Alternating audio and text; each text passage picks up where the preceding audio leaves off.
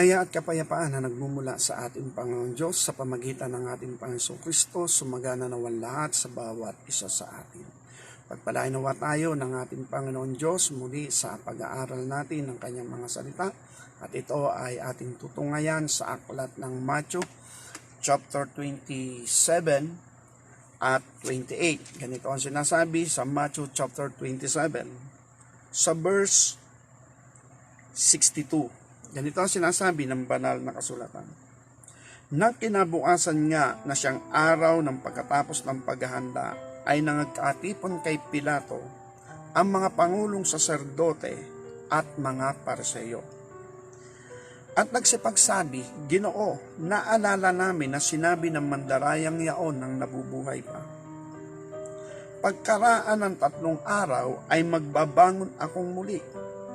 Ipag-utos mo nga na ingatan ng libingan hanggang sa 4 araw, baka sakaling magsiparoon ang kanyang mga alagad at siya'y nakawin.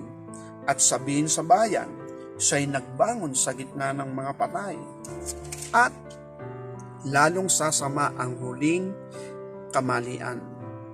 At sinabi sa kanila ni Pilato, mayroon kayong mga bantay. Magsiparoon kayo, inyong ingatan ayon sa inyong makakaya.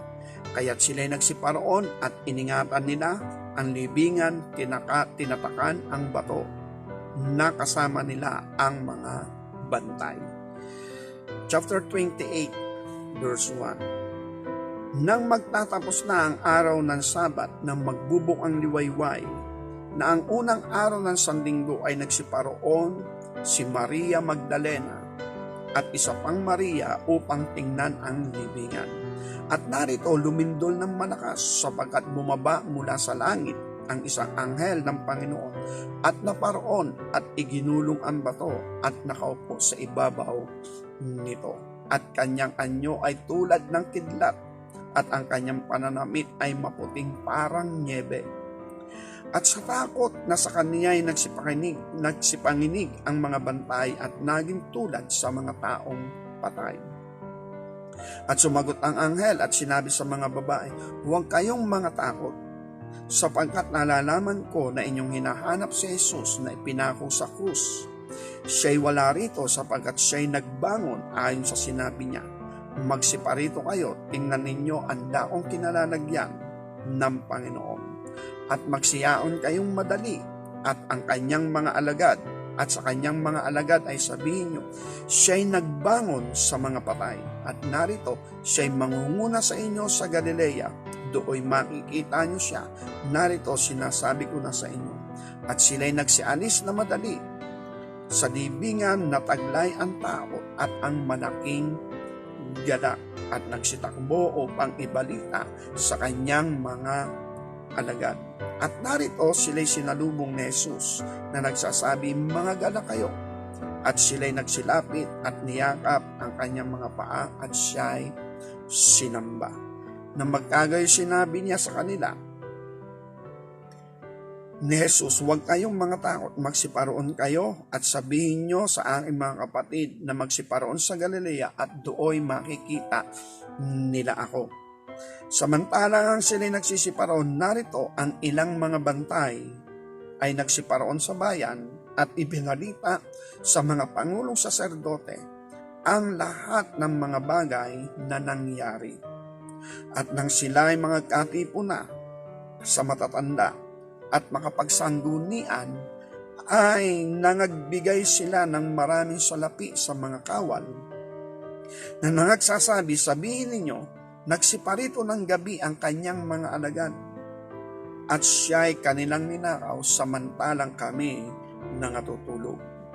At kung ito'y dumating sa tenga ng gobernador ay siya'y aming hihikayatin at kayo'y aming ilalagay sa panatag. Kaya't kinuha nila ang salapi at kanilang ginawa alinsunod ang pagkaturo sa kanila. At ang pananalitang ito ay kumalat sa gitna ng mga Hudyo at nananatili hanggang sa mga araw na ito. Pagpalain ng Panginoon ang pagkabasa ng kanyang salita. Kaya ito yung ating pag-aaralan na don't lie about the truth. o wag nating pasinungalingan ang katotohanan, sapagkat napakabigat na usapin nito, lalo na kung ang nakasalalay dito ay ang ating kaluluwa. Bakit?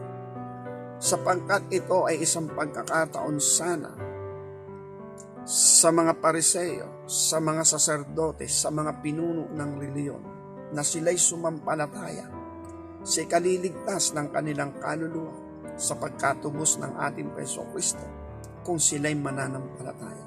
Pero ang problema, sila'y dinaya ng kanilang mga sarili na ang katotohanan ay kanilang pinasinungalingan.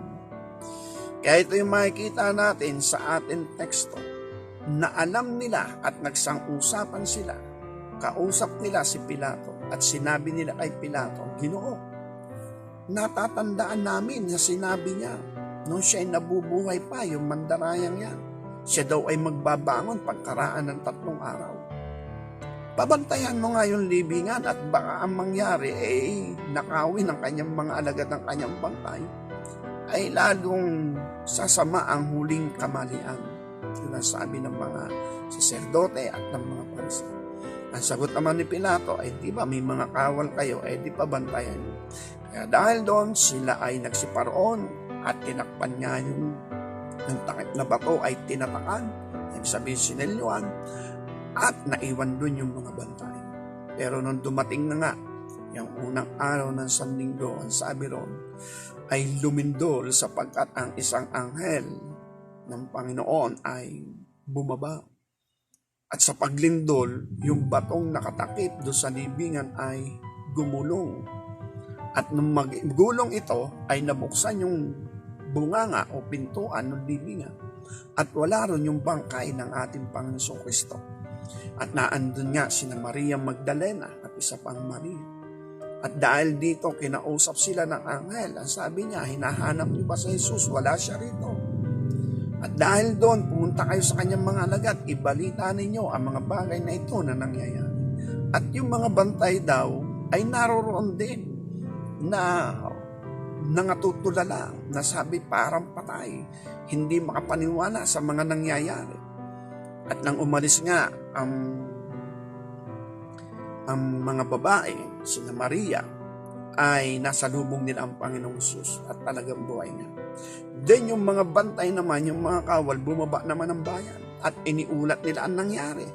At ito ngayon, ayon sa ulat, nagtipon ang mga matatanda. Ano ang kanilang gagawin? At sa kanilang pagtitipon, sa kanilang pagsang-usapan, ang naging konklusyon nila o ang naging desisyon nila, bigyan ng malaking halaga ang kawal, ang mga kawal, at ibalita sa bayan na ang bangkay ni Jesus ay ninakaw ng kanyang mga alagad.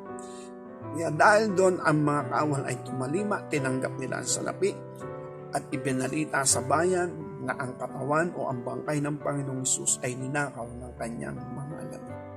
Kaya sabi nga, isang napakalaking pandaraya na sumaibabaw noon sa ibabaw ng lupa, na mahayag ang katotohanan pero natakpan ang tinatawag na kasinungalingan. Pero kagaya rin ng ating pag-aaral, ang sabi nga, ang salita ng Diyos, mabisa yan sa mga taong humahanap ng katotohanan. Pero sa mga taong hindi naman humahanap ng katotohanan, hindi yan tumatanang. Tinatawanan lang nila yan. Hinahamak lang nila yan. Nilalait lang nila. At eto nga sa ating teksto, binaluktot nila. Pero sa mga alagad, sabi nga, selected ang pagpapakita ng ating Panginoong Hesus sa mga alagad. Sabi nga sa komentaryo, kung ang Panginoong Hesus ay nagpakain ng 5,000 kalalakihan, pero ang babae, pero ang bata, marami, nakatiin sila ng himala. Nakakita sila ng himala mula sa ating Jesucristo na sa pamagitan ng ilang pirasong tinapay at ilang pirasong isda, sila'y kakain na halos mahigit na 10,000 dahil 5,000 na yung mga kalalakihan. Pero hindi ibig sabihin na ang tao ay tumanggap ng himala mula sa ating Jesucristo ay sa ating Panginoon Jesucristo na papanig at mananatili. Kaya dito makikita natin yung mga selected na pinagpahayag at pinagpakitaan ng Panginoong Kristo matapos na siya'y nabuhay na maguli. Ito yung mga kung saan ay talagang inalalayan ng Panginoong Hesus. Kaya nga, itong si Tomas na Didimo, kahit ayaw maniwala sa kanya, pero dahil mahalaga sa kanya, si Tomas, ang sabi nga, ayaw maniwala ni Tomas, maliban daw makita niya ang Panginoong Hesus, pati yung daliri niya ay mailusot sa butas ng palad ng Panginoon at ang palad naman niya ay mailusot sa tagiliran ng Panginoon. Hindi siya maniniwala. Pero dahil doon, nagpakita ng personal ang Panginoong Hesus kay Tomas. Pero hindi sa lahat ng tao. At ayon nga kay Apostol Pablo sa 1 Corinthians chapter 15 na sinasabi ron, ang Panginoong Hesus ay napakita sa may 500 katao na paminsan. At ang ilan nga ay nabubuhay pa, pero yung iba ay natutulog na o namayapa na. Kaya dahil dito, ibig sabihin, ang Panginoong Hesus na mabuhay na maguli ay napakita lamang siya ay sa may 500 katao para ang mga taong ito ay pagtibayin ang kanilang pananampalataya. Ibig sabihin, bakit di napakita ang Panginoong Hesus sa mga saserdote? At kinumpronta yung mga saserdote at sinabi doon sa mga saserdote at mga Pariseo, ano naman ito? Hanggang ngayon ba naman hindi kayo naniniwala? Siguro naman maniniwala, pero hindi yung ginawa ng Panginoong Hesus. Ginawa niya yun sa kanyang mga alagad, gaya ng pag-aaral natin ng mga nakaraan. Na ang sabi nga roon sa aklat ng Marcos, nga ba, na ang ating Panginoong Kristo pinagbikaan niya ang kanyang mga alagad. Na sinabi niya, bakit ang kukupad yung manampalataya? Una, nagpakita siya. Binalita na ni Magdalena, buhay ang Panginoon. Pero hindi sila naniwala. Then, dumating ngayon yung 2 alagad mula sa Emmaus. Sinabi sa mga alagad, buhay ang Panginoon. Hindi rin sila naniwala. At ngayon, napakita ang Panginoong Hesus sa kanyang mga alagad. At dahil doon, sabi niya, manampalataya na kayo at huwag na hindi sumampalataya. Okay, ganito ang sinasabi ng banal na kasulatan. Marcos chapter 16, verse 11. At sila ng kanilang mabalitaan na siya'y nabuhay at nakita ni Magdalena, ay hindi sila nagsipaniwala. At pagkatapos ng mga bagay na ito, napakita siya sa ibang anyo, sa 2 sa kanila, at nang sila'y naglalakad patungo sa bukid. At sila'y nagsiyaon at pinagbigay alam ito sa mga iba. At sa kanila'y hindi rin sila nagsipaniwala. At pagkatapos, siya'y napakita sa 11, samantalang sila'y nakakaupong nagsisikain at pinagwikaan sila sa kawalan ng pananampalataya at katigasan ng puso sapagkat hindi sila nagsipaniwala sa nakakakita sa kanya pagkatapos na siya'y makapagbangon. Kaya dahil dito, ito yung makikita natin, yung pinagpakitaan ng ating Panginoong Kristo matapos na siya ay magbangon mula sa mga patay, kung siya ay mabuhay na maguli. Ito na talaga yung mga mahalaga sa puso ng Panginoong Hesus. Ito na talaga yung mga nag-aaninlangan, pero nananalig talaga ito sa Panginoon. Pero nang dumating nga yung kalamidad na ito, na di nila inaasahan na ang ating Panginoong Kristo ay papako nga sa krus. Lahat sila nandupaypay, lahat sila nag-aaninlangan. Then inire-restore sila ng ating Panginoon para maibalik uli yung pananalig at pananampalataya. Kasi nga, ito si Apostol Pedro, may pananampalatayang gano'n sa John chapter 6. Nung magsitalikod ang kanyang mga alagad, ang sabi ng Panginoon sa 12, ano kayo, tatalikod din baga? Ano sabi ni Pedro? Isa naman kami pupunta, ikaw ang may salita ng buhay na walang hanggan. Yun ang napakagandang sagot din ni Apostol Pedro. Sapagkat, saan pa ba natin nahanapin ang buhay na walang hanggan? Ang may dala nga nito, ang may aral nga nito ay ang ating Panginoon Kristo. Dahil doon, nanatili sila Apostol Pedro. Pero nang ipako ang Panginoong Hesus doon sa krus, lahat talaga sila nangalat. Pati nga ito si Pedro ay, sabi nga, itinanggi niya ang ating Panginoong Kristo. Kaya dahil doon, na magbangon ang ating Panginoong Hesus, ang sabi roon ay inire-restore ulit ng ating Panginoon yung pananampalataya ng kanyang mga alagad. At siyempre, yung makita mong buhay nga ang ating Panginoon, sabi nga napakatibay na. Nasaligan upang lubos at ganap na magtiwala sa lahat ng sinabi ng Panginoon Jesus. Pero kung hindi nakita, paano kung itong si Tomas na didimo, hindi nagpakita sa kanyang Panginoon, sasabi, pabayaan na yan si Tomas. Talaga namang alinlanganin yan, wala yung kapanipaniwala, pabayaan siya. Tanong, maniniwala ba naman si Tomas? Lahat nga nagsasabi na sa kanya, buhay ang Panginoon, siya na lang ang hindi naniniwala. Ganun talaga ang buhay ng tao. Pero pinagpakitaan pa rin siya ng Panginoon Jesus. Pinagpahayagan pa rin siya ng personal ng ating Panginoon. Dahil doon, sinamba siya ni Tomas at sinabi niya, Panginoon ko at Diyos ko. Kaya dahil dito, ang mga saserdote at ang mga pariseyo, nakita nila ang isang katotohanan. Ayon sa pagkakabalita ng mga kawal. Dahil nung una pa man, sinigurado na leon, hindi totoo ang salita ng ating Panginoon Kristo. Pinasisinungalingan na nila. Dahil doon, binantayan nilang mabuti para hindi sila maisahan. At nang bantayan nga nilang mabuti, eto naman ang nangyari. Nanlumindol nga dahil bumaba ang anghel. Ang bato na igulong. At nang maigulong ang bato, wala nga doon yung bangkay. Yung bangkay ng Panginoong Jesus. Binantayan nila yun sa buong magdamag. Hindi talaga sila natulog. Kaya nang bumaba sila sa bayan, ano ay pinaglaban ng mga saserdote, ng mga pariseyo? Mapapahiya sila kapag sila ay bumaliktad. Nagaya ni Apostol Pablo. Si Apostol Pablo ay pariseyo. Pero sabi nga, hindi siya sumangguni sa kanino man. Sumunod siya sa tinig ng ating Panginoon Jesus. At dahil doon, nagulat din yung mga sumasampalataya sa ating Panginoon Kristo. Bakit? Eto, kasama na ni Ananias, itong si Pablo. Sabi niya, di ba mangusig yan? Yan yung nanguhuli sa atin. Natakot sila, pero sabi nga ay mananampalataya na at believer na rin ang manguusig na ito na si Saulo at naging Apostol Pablo. Ibig sabihin, si Apostol Pablo bilang pariseyo, nagpakumbaba siya. Kinilala niya ang katotohanan ng ating Panginoon Jesus.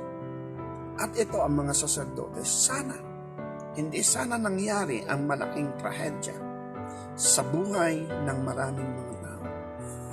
Sabi nga ng ating Panginoon Kristo ay gigipitin ng mga kaaway ang bansang Israel at nangyari nga sa kanila yun. Sabi nga ay ang bansang Israel ay matagal na nawala sa mapa. Sabi nga ay almost 2,000 years nawala sila sa mapa. Sabihin natin 1,800 years. Hindi sila naging isang bansa. Kaya sayang, tigit sa lahat ay hindi pa nanampalataya yung marami. Pero kung sumalig lang sana sila sa katotohanan, sana hindi nagkagano. Patigit sa lahat, usapin ito ng kaluluwa. Dahil isa lang ang manunubos, hindi pa nila pinaniniwalaan. Isa lang ang tumusala ng tao, hindi pa nila pinaniniwalaan. Then eto rin tayo sa panahon natin ngayon. Ito isang babala. Kasi sinasabi nga ay, kung makita natin ang katotohanan at di naman natin mapaniwalaan, silent na lang tayo. Pag-aralan na lang natin. Pero wag tayong hahakbang laban sa katotohanan. Sapagkat ang katotohanan ay mahirap na kalaban, lalo na sa usapin ng Diyos. Lalo na sa katotohanan ng banal na kasulatan, lalo na sa katotohanan ng salita ng Diyos. Kaya sabi nga ng John chapter 8 verse 12, inyong makikilala ang katotohanan at ang katotohanan ang magpapalaya sa inyo. Ang katotohanan ang magpapalaya. At sinasabi rin ng banal na kasulatan na ang Diyos ay Espiritu. At kung saan naroon ang Espiritu ng Diyos, doon ay may kalayaan. Nang ibig sabihin, ang Espiritu ng katotohanan at ang Espiritu ng Diyos ay siya nagbibigay ng kalayaan. Kaya napakahalaga yung ating masaksihan, makita, mapatunayan ang salita ng Diyos na may buong katotohanan. At ito rin ang sinabi ng ating Panginoong Kristo sa John chapter 14 verse 16 to 17. Hindi ko kayo iiwan mag-iisa, kundi susuguin ko sa inyo ang mga aliw sa motin bagay ang espiritu ng katotohanan na hindi matatanggap ng sanlibutan, na hindi niya nakikilala ito, ngunit nakikilala niyo sapagkat sumasa inyo. Nang ibig sabihin, ang katotohanan ay espiritu. Ang katotohanan ng Diyos ay espiritu. At sa bahagi ng pagka-Diyos, yan ay ang banal na espiritu. Kaya nga, ang isang mabigat dito ay sinasabi, ang pamumusong sa anak ay may kapatawaran. At ang pagsasalita laban sa ama ay may kapatawaran. Pero ang pagsasalita laban sa Espiritu Santo, walang kapatawaran. Kaya ibig sabihin, mag-ingat din tayo, lalo na tayo na nakakapagbasa rin ng Biblia, na humahanap din ng katotohanan, na humahanap ng kaloob at katwiran ng ating Panginoon Diyos. Kung sakali na sinasaad at ipinapahayag ang katotohanan sa pamagitan ng huling panahon nating kinalalagyan, sa pamagitan din ng ebanghelyo ng ating Panginoon Kristo, ingatan nating huwag magsalita.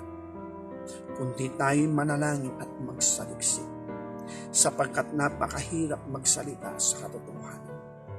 Kaya dahil dito sa ating pag-aaral about sa tinatawag na ang ating pangikipagbaka ay hindi laban sa laman, kundi sa harapan ng Diyos ay may kapangyarihang bumiba ng mga utak, mga malinhaka na nagmamataas laban sa karunungan ng Diyos. Sa pananampalataya natin, ang salita ng Diyos ay gigiba sa lahat ng maling haka. Anong ibig sabihin ng lahat ng maling haka? Gaya ng ating pag-aaral, ang haka ni Apostol Pablo nung sa Saulo pa siya, ang kautusan ng Diyos, yan ang the best. Yes, the best yan. Pero meron pang mas the best, ang New Covenant, ang bagong tipan. At ito ang magbibigay ng kabuuan ng buong kautusan. Pero hindi humakbang ang mga nasa reliyon ng Hudyo sa bagong tipan, kundi sila'y nanatili sa kautusan. Pero nang mahayag ang ating Panginoon Kristo kay Pablo, nakita niya, mali pala ang kanyang pinaninindiganan. Kaya dahil dito, ito rin yung makikita natin, maging sa mga saserdote, sa mga pariseyo at sa mga matatanda. Nakita nila na malaking pagkakamali ng kanilang pinaninindiganan. Totoo pala ang Panginoon Kristo. Totoo na siya na ang Misayas, ang manunubos. Ewan lang baga kung bakit hindi nila matanggap-tanggap ang isang taong mahirap, isang walang pangalan sa lipunan, hindi mayaman, at sabi nga ay wala tayong mananais sa kanya. Na ibig sabihin sa physical body, yun yung Isaiah chapter 53. Wala tayong mananais sa kanyang anyo. Dahil yun nga ang ating Panginoon Kristo. Pero dahil dito, bakit naman sila nagpasya na ang katotohanan ay kanilang pasinungalingan? At yun ang ibig sabihin, ang mga nadadaya ay sila rin ang nandadaya at madadaya.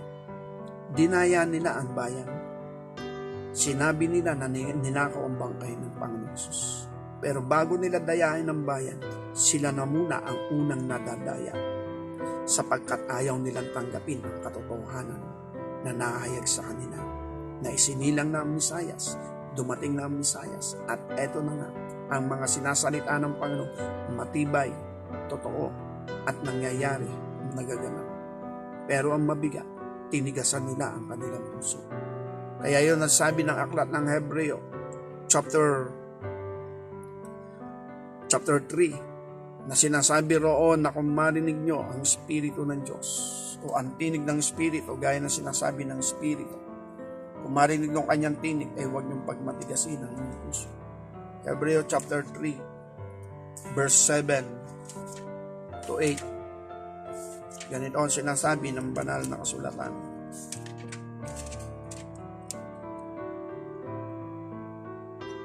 Verse 7. Gaya ng sinasabi ng Espiritu Santo, ngayon kung marinig nyo ang kanyang tinig, huwag niyong pagmamatigasin ang inyong puso, gaya ng pagmumungkahi, gaya ng araw ng pagtukso sa ilang.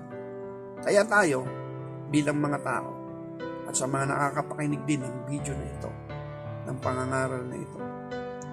Dagdag kaalaman lang tayo. Dagdag tayo ng kaunawaan at patuloy tayong magsikap na humanap ng katotohanan ng Diyos ayon sa kanyang salita, sapagkat ang kanyang salita ay matibay. Hindi sabi daw, hindi yung di umano, kundi patunayan natin personal sa ating pagsasaliksik, sa ating pagsisiyasat na salita ng Diyos ay merong ng katotohanan. At dahil dito, totoo sinasabi ng banal na kasulatan sa usapin ng pagpapasya at ng pagdidesisyon. Depende nga yan sa puso ng tao. Ang sabi ni Apostol Pablo sa ikalawang Tesalonica, chapter 2, ganito ang sinasabi ng banal na kasulatan. 2 Thessalonians chapter 2, verse 8. At kung magkagayong mahayag ang tampalasan at papatayin ng Panginoong Hesus ng hininga ng kanyang bibig sa pamagitan ng pagkahayag ng kanyang pagparito ay lilikuli.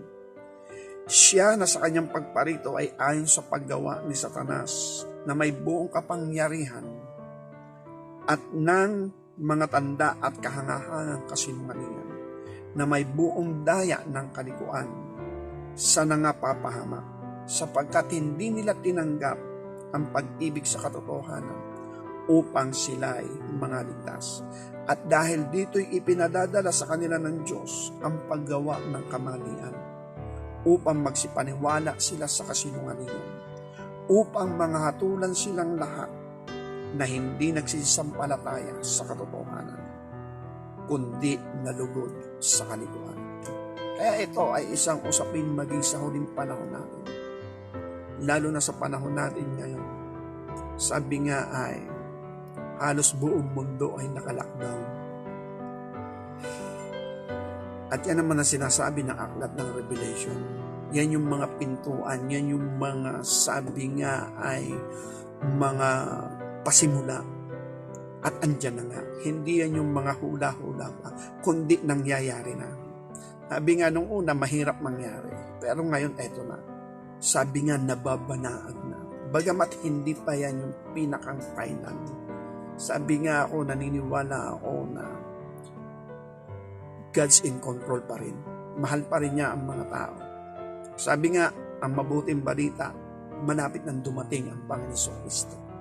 Napakagandang balita. Pero ang hindi magandang balita, hindi handa ang mga tao. Kaya, sana bago dumating ang Panginoong Hesus, ay makapaghanda muna naman ang mga tao. Kaya, ibig sabihin, ang pangangaral ng katotohanan, gaya ng ating pag-aaral, we are more than conqueror. Nang ibig sabihin, ito ay ang pagpanig sa katotohanan. At ang espiritu ng katotohanan ay ang espiritu ng ebanghelyo ng ating Panginoong Kristo. Yan din ang sinabi ng ating Panginoong Kristo sa 1 Thessalonians chapter 1. Verse 8, ganito ang sinasabi ng banal na kasulatan.